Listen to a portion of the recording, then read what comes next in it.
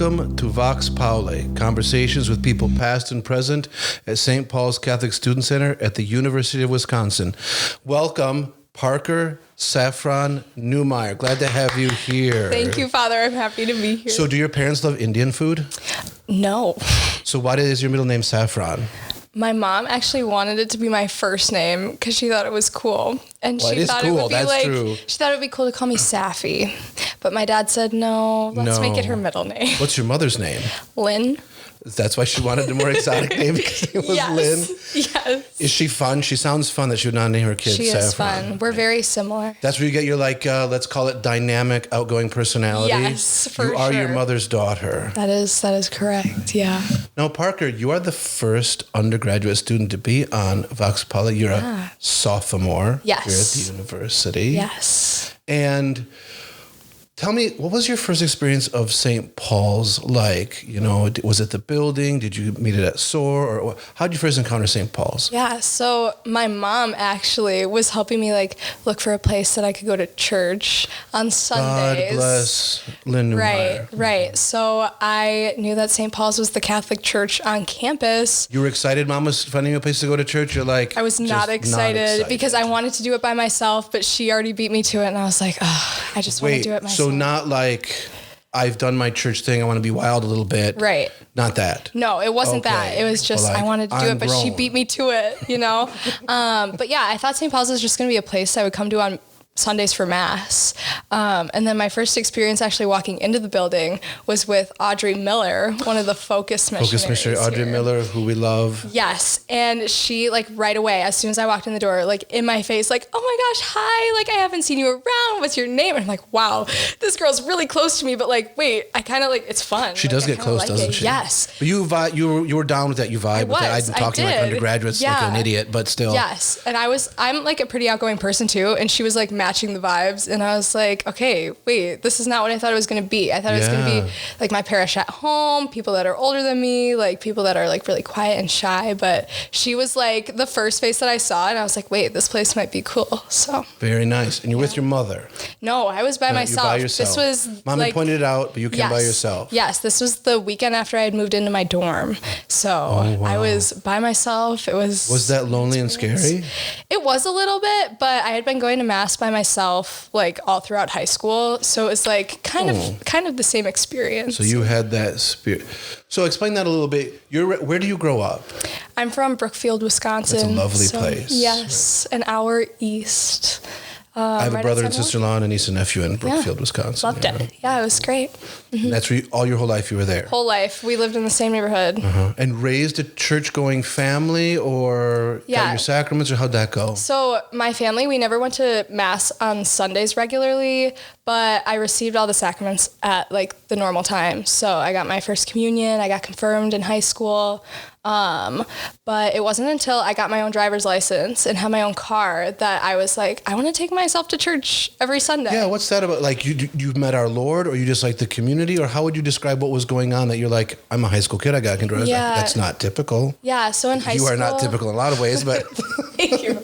Yeah, so my freshman year was when COVID hit of high school. Oh, yeah. And I was spending a lot of time on social media, but it kind of brought me to know our Lord in a weird way, because I would see all these videos of Christians that were my age, and they seemed to be living this awesome life when the world was in chaos. And I was like, wait, I want that. And I've grown up technically Catholic, so there's something to that. So you knew you were Catholic. Yes. And then these people are witnessing to their faith, we would say. Right. And then I just started researching it more for myself, because I was like, this seems kind of important. Why don't more people around me think it's as important as I do?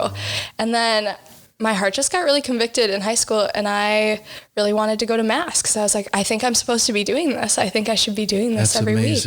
So yeah, my family's super busy. I have 3 younger siblings, so it was never schedule-wise, it was kind of hard to get to Mass on Sundays. It's sports and activities and all of this. But I knew I wanted to prioritize it, which is why as soon as I got my driver's license, I haven't missed a Sunday Mass since. So. That's amazing. Yeah. And then you decide to come to you are a legacy Badger, I have learned. You are 3rd or 4th generation. 4th generation, yeah. Because your dad was here a short time ago. Right. And he went to did your mother go to the university as well? She went to Marquette. Oh, that's Yes. scandalous. That we will talk about. Okay. Right. But your grandparents met Yes. at the university? So my dad's mom and dad met here, and they're from Delavan, Darien, Wisconsin. Sure. So they met like in carpools back to their hometowns. That's awesome. Yes. And then my grandpa's mother also went here with like all of her siblings too. So do you feel like that's why you went to Wisconsin? That was always in it, like since you were little even? Yeah, my dad is the number one person that I've looked up to like all throughout growing up. That's awesome. And I was like, he went to Madison, he went to law school at Madison. I was like, I'm going to be a Badger. I'm going to go to law school at Madison. So it was always like, that's what I want to do. Wow. Yeah. You're the oldest? I am the oldest. And the apple of your father's eye? Not obviously officially they'll deny it, but we could say it here. Right, yeah. I saw it. I saw the two of you together. Oh, I get thank your you, dad Father. is pro Parker, very obviously, Yes. which is good. Yeah. Madison is like definitely a special thing between the two of us too, specific to just like me and my dad rather than Oh, my you share that, siblings. yeah. Because growing up, obviously I'm the oldest, but I'm also kind of the only one of my siblings that enjoys sports and watching sports. Oh. And my dad's always had season tickets for the football game, so I was always the first one that he would ask to come with him. So pretty much every weekend growing up, So you've when been we had a jumping home around game. your whole life. Oh yeah. So it was definitely really special last year to like be able to do it like in the student section by myself for the first time, because Wow. I was like, now these stories that I've heard from my dad, like I get to make my own stories. That's awesome. Now, do you think this coincides with like a generally independent streak? You like to do it because you want to do it. You're not like, I see you with groups of people. You don't seem to dislike people, but like, Right. have you always felt like I'm doing what I want, not because someone else? Yeah, I definitely Tells me like to. like taking inspiration from people and like especially people I Okay, look up that's to, like what my you're saying. dad, but then also getting to make things my own. Like after I've heard all these stories that he's had about his time at Madison, it's like now I get to make my own stories like that and share them with the people in my life in the future. That is spectacular. So you show up, you meet Audrey Miller. Yeah. You get connected. You start going to Sunday Mass. Mm-hmm. And then you get into a fig. Yes. What on earth? It's not about eating fruits. What is a fig? So a FIG is a freshman year group Freshman here year at St. group, yeah. Paul's.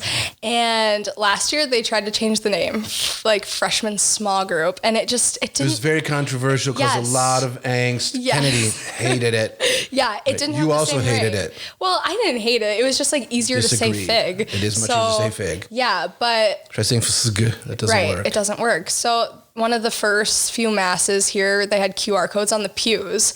And I was like looking for a way to get involved in just different things on campus. And I was like, sure, like why not scan it? I don't have to go if I end up not wanting to, but just put my name in there. Okay, so it was kind of a low interest vibe. It wasn't Yeah. like, I'm here, I've been going to Mass myself, I'm Right. going to connect, I'm going to yeah, do it. it wasn't like that. No, it wasn't a Okay. super on fire thing. It was like I'm probably not gonna end up doing this kind of thing. So yeah, and then I selected the days that I wanted to be on, and then when I got my actual FIG assignment, it was not one of the days that I wanted to be. So that was another thing that I was like not cared for. No, not I was attentive. like, I am not going to go to this because this is not what I wanted.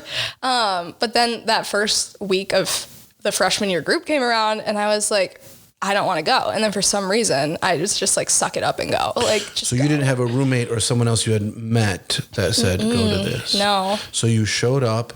Who were your fig leaders? Katie Wales and Frankie Milanowski. That's a great, famous, beautiful people. Yes. Yeah. Yeah, but I went by myself, and one of the first questions that they asked us at this FIG was, raise your hand if you know somebody here.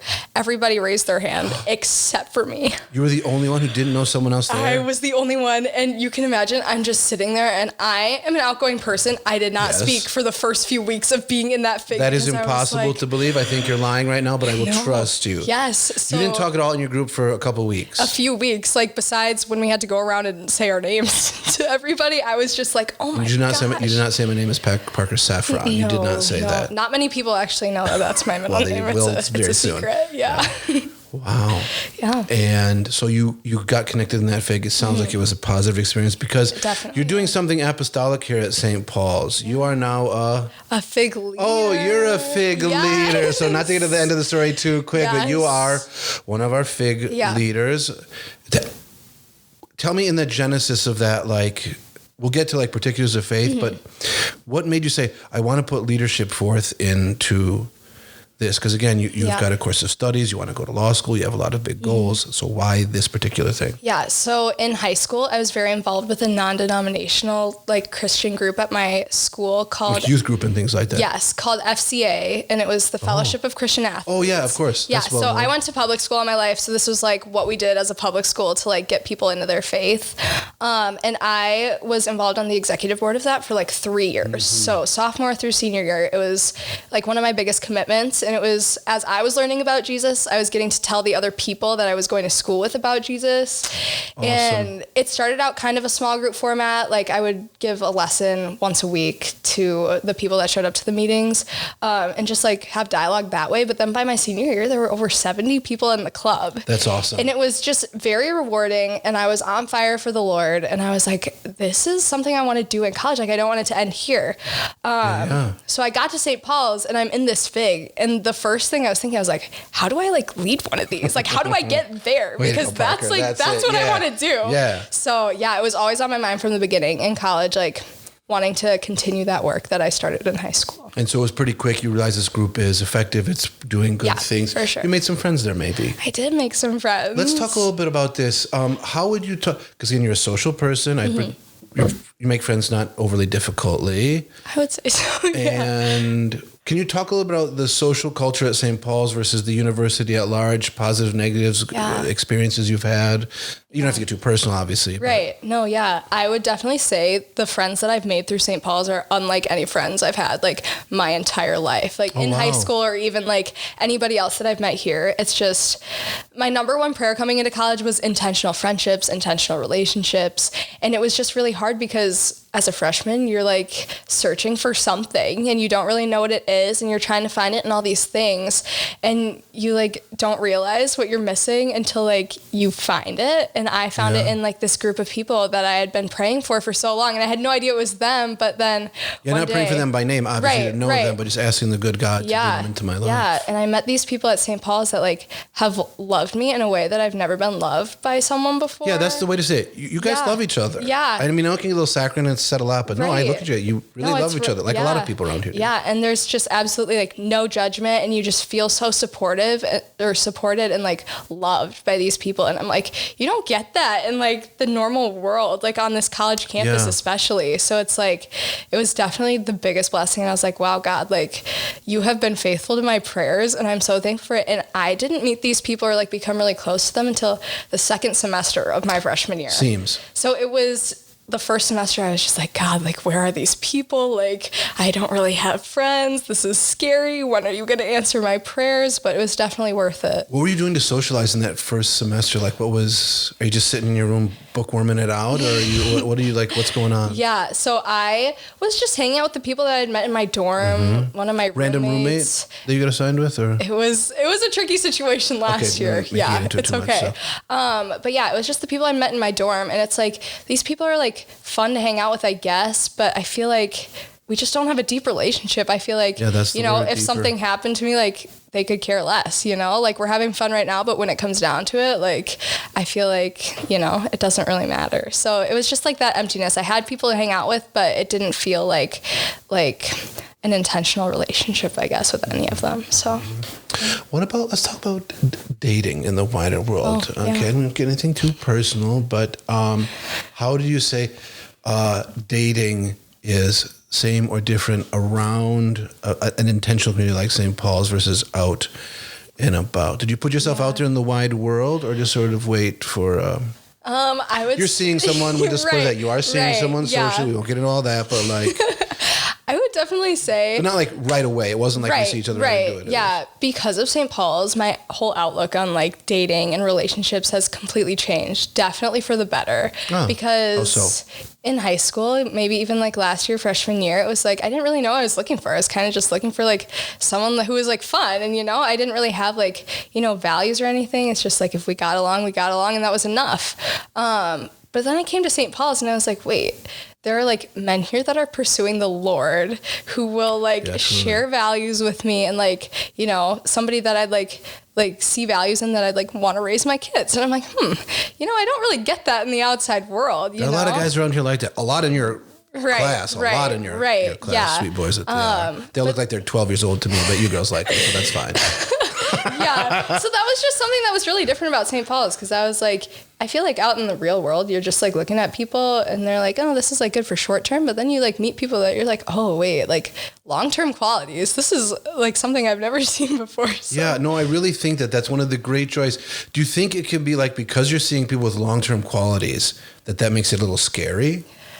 Or did you just not have that, or you dealt with that fear, or you just didn't have that fear, or no, that's not a real fear? Yeah, no, I don't think I ever had that fear. It was kind of just more exciting. I've always like loved to plan the future. I'm like, wait, if like we are dating to like discern marriage, then I should be dating somebody that I like could potentially see like, you know, raising kids, or like me like being with for the rest of my life, you know? So it kind of helped me look past just like, oh, what's fun and exciting right now. So do you think that because also you form some friendships with men and women who all like, there's a lot of people in your grade, in your group, and I'll argue around St. Paul's, who are in that place. Yeah. That, because part of that, I think you can hear someone talk like this and be like, that's a little intense for a sophomore. Who, are you 20 yet? Yeah. No, I'm 19. I just turned 19. So, and again, I'm all for it. I think I'm all for it. But like, how do you explain that to someone who's like, okay, good for you, but like, that's a little much for me. Right. Yeah. I don't know. It's just,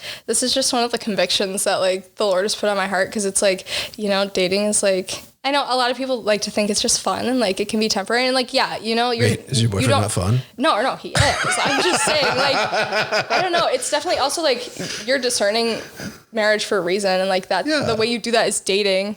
And I mean, you can date like people and to see if like what you like, but like, I don't know, it's like an important thing, because these are the people that you're gonna like pursue the Lord with, or this is the person you're gonna pursue. Yes, and I would make that argument. I think the most fun things are serious things. I mean, maybe not like your exams, which are also serious, but then I think of that sometimes too. Your exams are serious, but like you know, don't blow it off or whatever. It doesn't matter for your future, but man, you can really stress yourself out. And all this. Can you talk about that a little bit?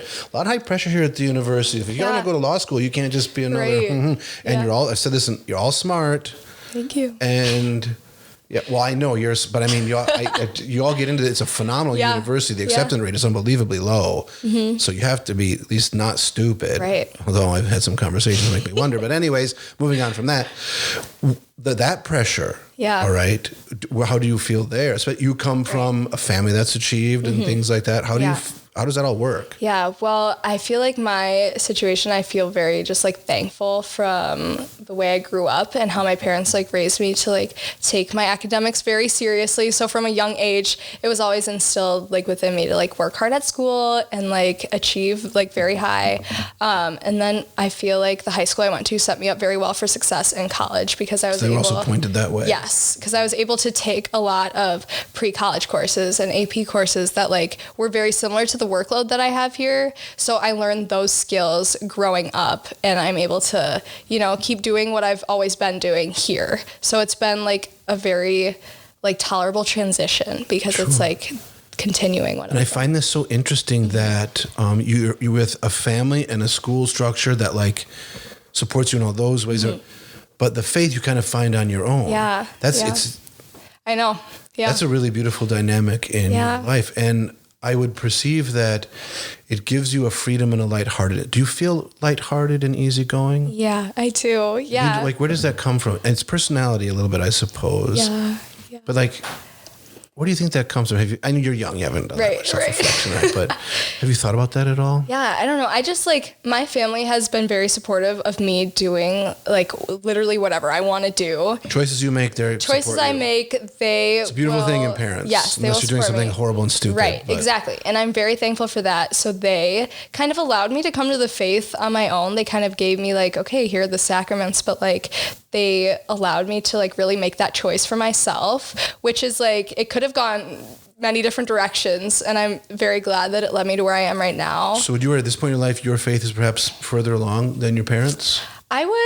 I would say probably like yes, but they're not making that a pressure or no, not at all. And I think that's what helped. That's me awesome. Be so like just that can be tough. I mean, there are kids around this year it's tough at home because that gets in the way. But you have parents with a big heart. It's definitely like difficult. There are some points of contention, but at the end of the day, like I know that we're gonna love each other no matter what, and I know that if I make my own decisions, they're gonna respect those decisions. So, that's awesome. Yeah. And of course, being that kind of support for other people, because not everybody has the same kind of thing. We get that. So freshmen, especially you're working with freshman girls. What are some of the struggles you perceive maybe that you encountered last year that you perceive in others? Like some struggles with freshman girls that you try to be particularly attentive to? Yeah, I feel like one of the biggest things is just people searching for friendships that are life-giving instead of like life-taking. Yeah. Because that's... That's awesome. Yeah. Can you talk about that a little bit? Can we stick with that for a minute? Yeah, let's do it. Because that's like the number one thing I was looking for last year. And I know when you come to college and you don't know anybody, that's like what everybody's looking for. And I just found myself in a lot of friendships that I ended up feeling drained after hanging out with them or like doing all these things. And I'm like, wait, these are supposed to be the best 4 years of my life. Why do I feel like this? This can't be the best it gets. It's like physically tired, emotionally, mentally, just everything. Yeah. And, as soon as I got to St. Paul's, I was able to find an amazing community that really just helped me feel like something I've never felt in friendships before. And I actually felt like invigorated for life. And it was a good time. And I was like, okay, I found this community and now like I want to share this with others because I don't know what I would have done without like finding this. Yeah. It's a wonderful thing to see. Just the other day, I saw a group of like your classmates and and you guys have bound pretty tight together. Yeah. But one of your friends had gotten a successful internship and just to see like how it was so used to how like sharing on his like I swear that group that were happier for him than he was for himself. Yeah. It was one of those beautiful. Yeah, they called me to tell me about it. Yeah, it's that kind of thing. Yeah. It's really fantastic. Yeah, so it's awesome. So how do you feel you can assist like freshman girls with that? Like how many girls are in your group? Do you know? We have between like I feel like 7-ish, 7 is like a medium between like who shows up every week and who's signed up. But like if you're investing in 7 girls, that's a lot, isn't it? For sophomore? It is, but it's definitely like just a gift. Like all these people, I was like, God, intentional girls in my fig. So I'm excited to get to know them more. Can we talk about that a little bit? Yeah. Catholic girls with other girls, like, you know the value placed on it here at St. Paul's. We're super all about that. How have you interpreted like, okay, I had an older girl invest in me. It's kind of a joyful duty for me to invest in other girls. Like what's particular about that? Yeah, I think it was just really powerful for me to see like very virtuous women that were older than me who wanted to invest in me and who were like cool, they weren't these these crunchy, kind of awkward, Wait, whoa, are you taking a shot at barefoot kombucha people? Is that what you're doing? No, okay. I love the barefoot kombucha people. But the stereotype that the world has about a Catholic. And that's kind of what I came into St. Paul's thinking oh, that's all it's going to be, But then seeing these people who were investing in me that were cool and Catholic, I was like, whoa, this is showing me that you can be awesome and then also have great virtue. So I want to be able to be that person for and the bring freshmen. That out of these people, because again, it's to be a freshman, you got to use so many masks you have to put on in a sense just to survive. Yeah, and to give people that freedom because you really see people being authentically.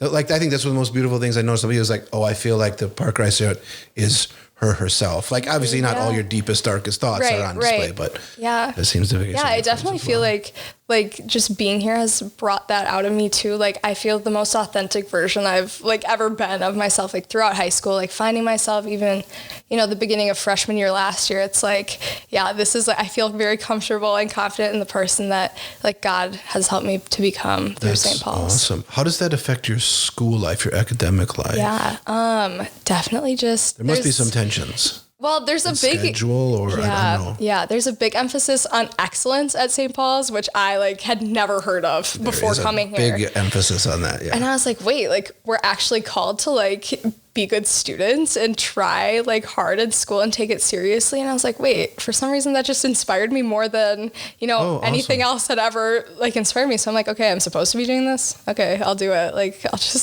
I'll try to be a good student. Like, that's enough for me. So yeah. That's awesome. Yeah. All right, Parker, any like closing words or encouragements for the people? Maybe I heard they called figlets. Yes. Do they know that? Do they know they're called figlets? They do know that. Oh, okay. Do they find it endearing? If I was a freshman and they're calling me figlets, I'd say, for greasy that, whatever. Right. They love it. Yeah.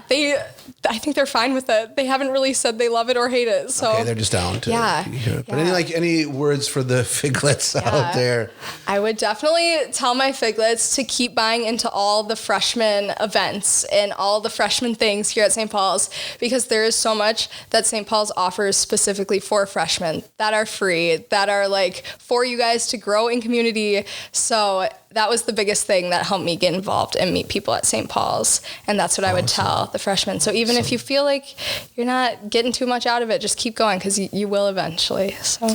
Well, Parker, thank you so much. Again, our first student guest. Maybe a year or two when you're on the end of your university career, we'll check back in and see how it's going. Yeah. But thank you for being with us. Everybody, until next time, we'll see you. Bye-bye.